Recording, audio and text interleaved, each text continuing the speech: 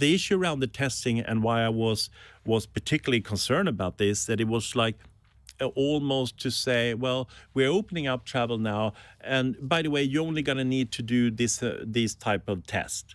First of all, not based in science, why it would be needed to do from low-risk countries. Secondly, the cost of these tests.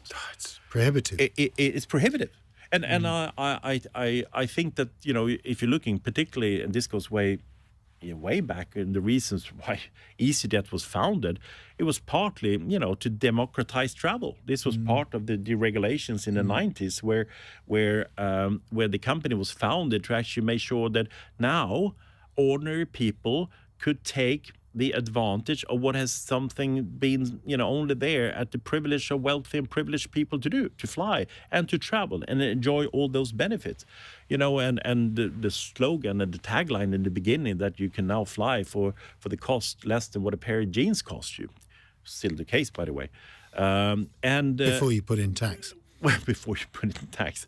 But you know, no average fare at EasyJet is £50. So, you know, everybody who works at EasyJet, and I make that claim because I know the organization so well, we all feel very proud about that this is an egalitarian movement, that we can allow people to do that. So if you bear that in mind, that there's a number of people who say, look, this is what I can afford, and this allows me to go and see and meet family and friends across Europe, go on that hard-earned holiday. And even for, you know, businesses, you know, small businesses say, look, I have an opportunity to expand my activities outside here, and I can do it and meet my suppliers and customers. We know that there's millions of people who rely on this company and this service to be able to do so. To then say, well, you can do that, but you're actually going to need to take tests that's going to cost you, average, it's still about £100 per test. Yeah, per test. Now, for some people, you know, it will be okay, they will pay it.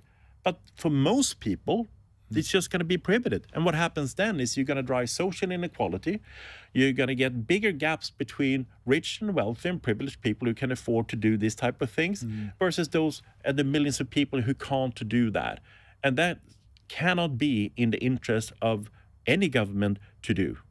So when this first came out, apart from the fact that I was lacking the evidence of why it would be needed to have these tests in place for low-risk countries, the test was, you know, cost of this was almost like ignored. So when I then raised it, of course, then it was, you know, a lot more attention on that. But still, to this day, when the government said, look, we're going to do, and yeah, I think the Prime Minister rightly pointed out this to say that, look, this is a relevant issue to raise. But I'm not so sure what the government has been doing about that. What's the fastest way to reduce the cost of tests? Remove the VAT. You could do that. UK is one of the countries who still charges VAT. That is not happening on the continent in a number of countries, as an example.